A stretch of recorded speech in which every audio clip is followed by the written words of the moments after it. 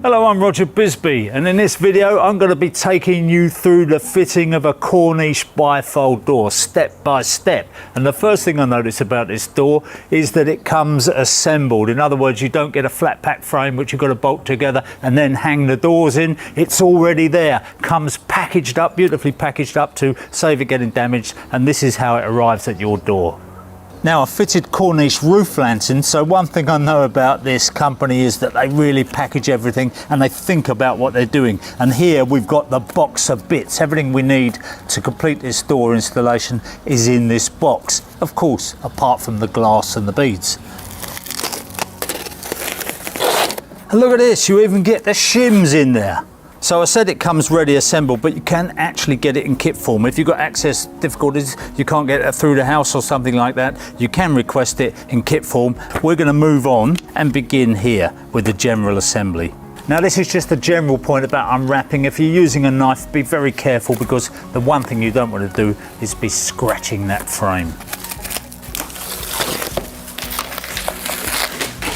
Pay attention. Now, before we put the door in, we're just going to look at the details on the opening. We've measured the opening, and always measure it in 3 places, bottom, top and the middle. Allow yourself 10 millimeters on that opening so that the frame has got 10 millimeters, that's 5 millimeters either side. You can leave a little bit more than that if you're nervous, but that kind of margin. One of the big problems that you get with all kinds of patio doors, not just bifolds but all kinds, is that people want a level access. You need to think about that, because the rainwater under the wrong conditions can drive in underneath the door if you've got a bit of a flood out there. So one thing that people do is put a drain all the way along the front, which is a very good idea. Take that rainwater away. But something I do, I get myself a bit of wide damp proof course. Now, if any rain did drive in there, it's not going to climb that gap and come in here. Now, if you didn't have that, the rain can drive in here, it can start to soak the floor,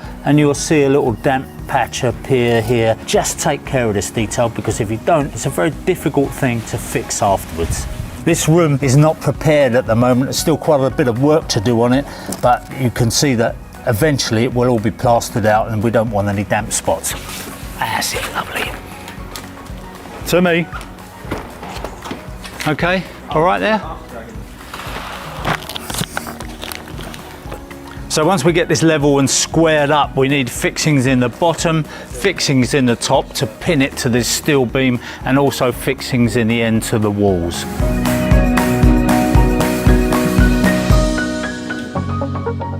If you feel underside, you'll feel there's little weep holes. Yeah. So those weep holes have got to be off the ground, because if you block those up, it's not going to be able to flow out. It starts to flood out. Yeah. So gotcha. let's stick another 2 under there. A couple of folding wedges. They adjust. Once we get all this packed up in position, we're then going to put a dry pack of sand and cement underneath it, which will hold it perfectly in place. But if you just go and pug it up with sand and cement, the whole thing shrinks slightly, sags, and you know, you're fighting all the time. Okay, mate. Yeah, what's that left us? I think we're fine. I think what we got there is about 3 mil. Yeah, I was about to say 3 mil. I'm going to go 4. Right, let me find the measure first. Spot on 104 now. 10 mil we came up. Yep. Happy with that? Yep. I might have to get a jemmy. Right on the button. Fix the ends. Once we fix the ends, then we'll chock up and down in the middle. Very often when you get these handles, a little bit of wobble, but you can feel here that there's no wobble. They just ooze quality. Right. There you go. That goes on there.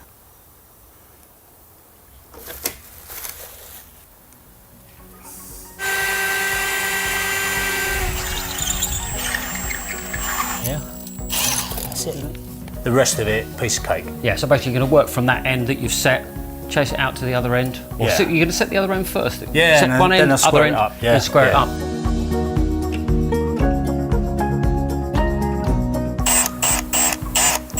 Oh, mate, that's spot on.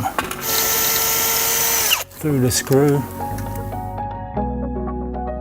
So you can use a square to get itself roughly square, you know which way you're going then, but we're going to give it a final check with the cross diagonals, because if you get both diagonals exactly right, then the thing must be square. Do you know what, that's on 192, so if we take the slack out of it,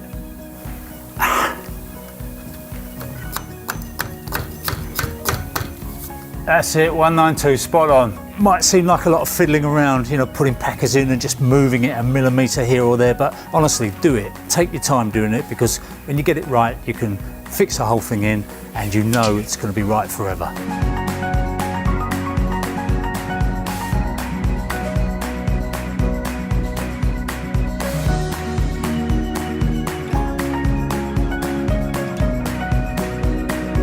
So I've used these top fixings to just lift it up and down and use the laser level so that they've got a line along the top. I mean, it makes it so much easier when you've got a laser level, because back in the day when we used to use a 6-foot level on this, and if you've got a door that's like 4 meters wide or something like that, you're never quite sure where your level is. So I do recommend a laser level for this job.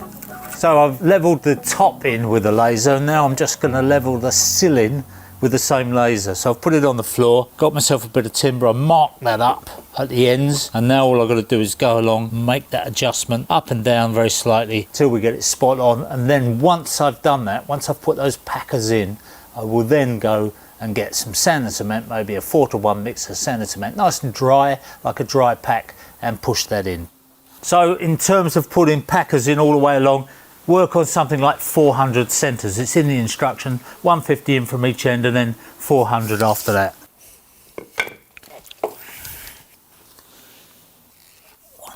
Oh, spot on. Had to happen.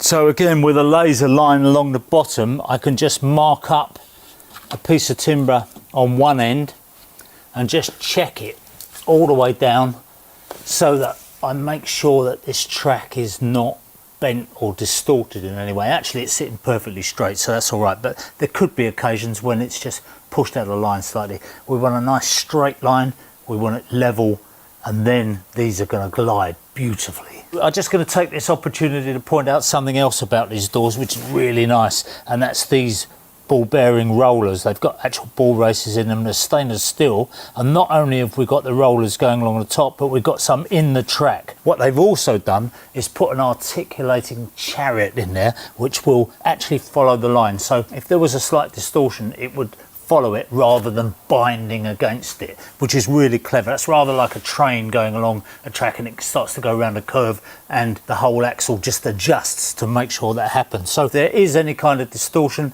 it will glide through and it won't bind. This is probably about the best I've ever seen in a bifold. Look how easily that glides. And I know it hasn't got the glass in it at the moment, but when the glass goes in it, it's still going to be the smoothest ride that you've ever seen.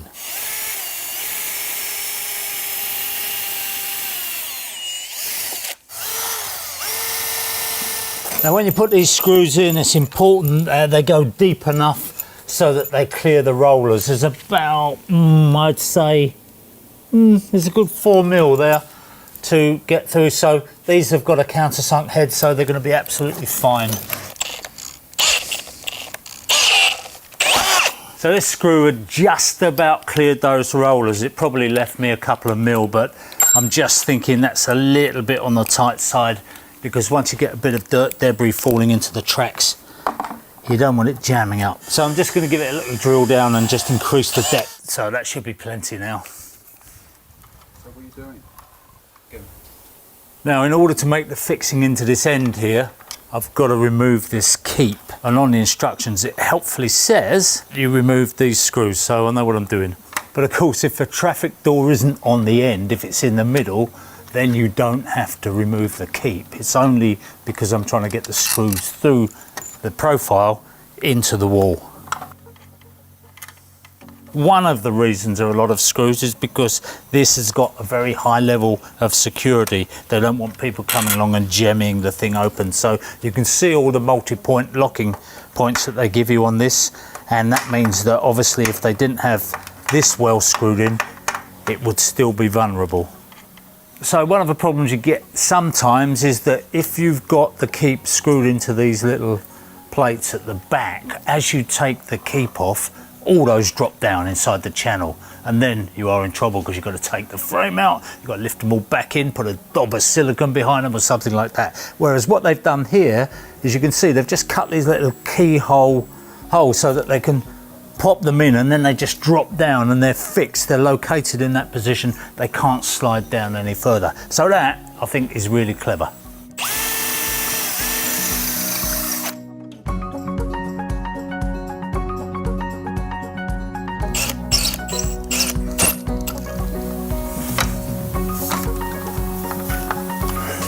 So there will be people watching this who will say, why hasn't he got an electric screwdriver? Why doesn't he get the electric screwdriver out? Well, these are fine machine threads on here and I need to feel them go in because it's so easy to cross thread it. Now, I've been looking forward to this bit, putting the glass in, but there's a few things that you need to do when you put the glass in, which will make a huge difference to the way your doors operate. So don't rush it. Now, thankfully, in this case, Korniche again been thinking of the installer and they've put loads of labels on here to help you. Now, one thing they say is retain the bead order. So don't just go and take all the beads out, jumble them all up, and then you don't know where they go. So what I tend to do is one at a time, one panel at a time. I'll take the beads out, I'm gonna lay the beads down in the order they go back in, put that glass in, then I carry on. Here we've got the towing and healing guide, which is very, very important because what the towing and healing does is it braces each one of the frames. The glass acts, if you like, as a sort of structural brace on it, rather like if you had a ledged and braced door. And so it's very, very important that you get that glass in and you get it chopped up dead right so that it will hold that frame where it needs to be. So I'm going to get on and take these beads out.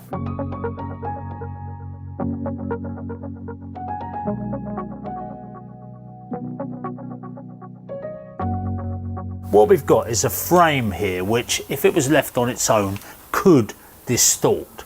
We've got a sheet of glass or two sheets of glass in here which are completely rigid, so they won't distort. In that plane they are rigid.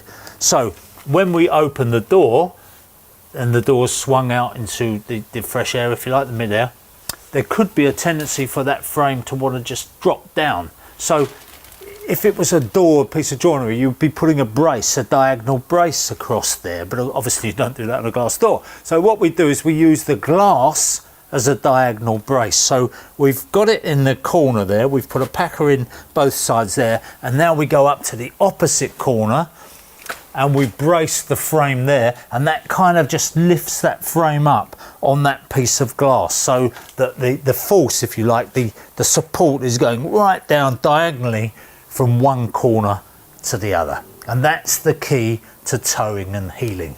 Now, this is a unique glazing bead. It's really very clever. They've put this piece of polyamide in here, which is the same materials on the thermal brake, clipped into this aluminium profile, and you can see that that flexes.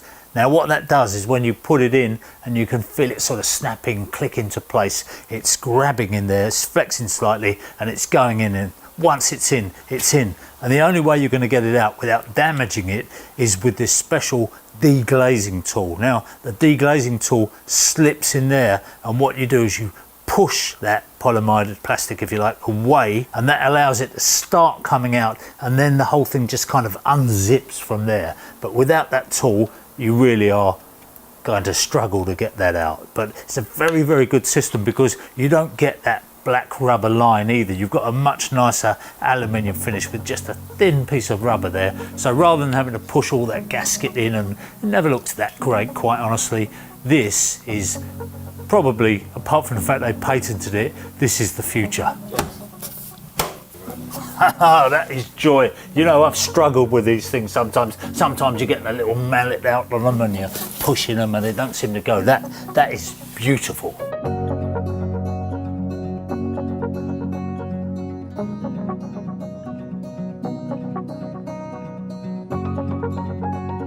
Now, it's always best if you can do this job with two people, but I'm Billy No Mates today, and what I would say is I did have an occasion once where I thought the piece of glass was in, and then a gust of wind came along and blew the glass, and I just about caught it. So don't do that. Make sure you've got somebody holding it if you walk away, because even when you've got the packers in, if it's a windy day like it is today, it's surprising how much force that wind can put on a piece of glass.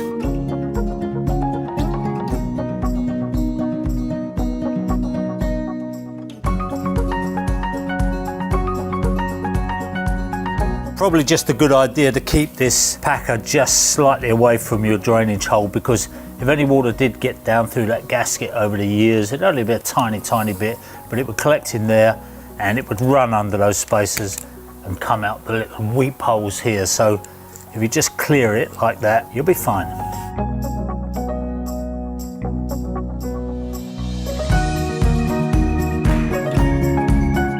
Now, there may come a time when you want to remove the glass for some reason or another. Either it's been damaged or because the towing and healing isn't quite right and you want to make a minor adjustment. Well, on an ordinary window, you'd have to pick out the gasket, maybe with a pair of long nose pliers, and then remove it all. And then quite often you find you have to put new gasket in because it's damaged removing it.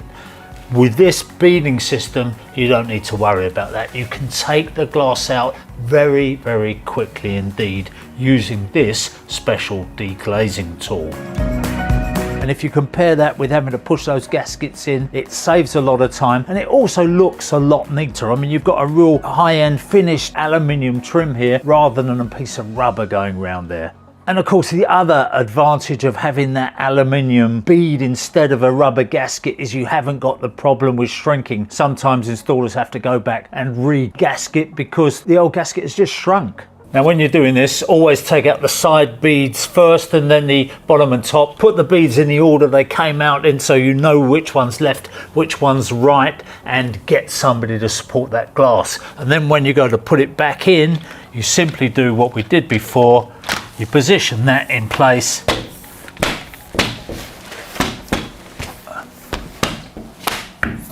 and it's as simple as that.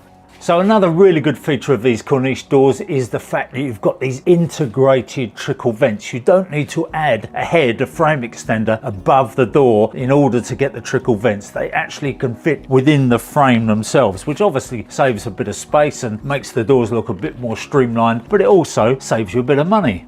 So now the doors are in and they're fully operational, I just want to point out a couple of features with the handles, because you might think, well, a handle's a handle, but in actual fact these are suited. They offer a really high-end specification, and because they're suited, it means that whatever finish you choose for your traffic door, you can also get these to match all the way through. So the traffic door and the chute bolt handles actually come in a choice of grey, black, chrome, white and brushed stainless steel, which is what we've got here. Another unique feature of it, if you like, is that they've got this anti-backdrive feature, and the idea of that is that somebody can't get a spade or a jemmy underneath the door, force it up and force the locking mechanism to open up. And they also have a locking key so that you can secure it and make sure that everything is fully locked. And it's comforting to know that these Korniche doors do come with PAS 24 as standard. You don't have to order optional extra security, it's built into the door.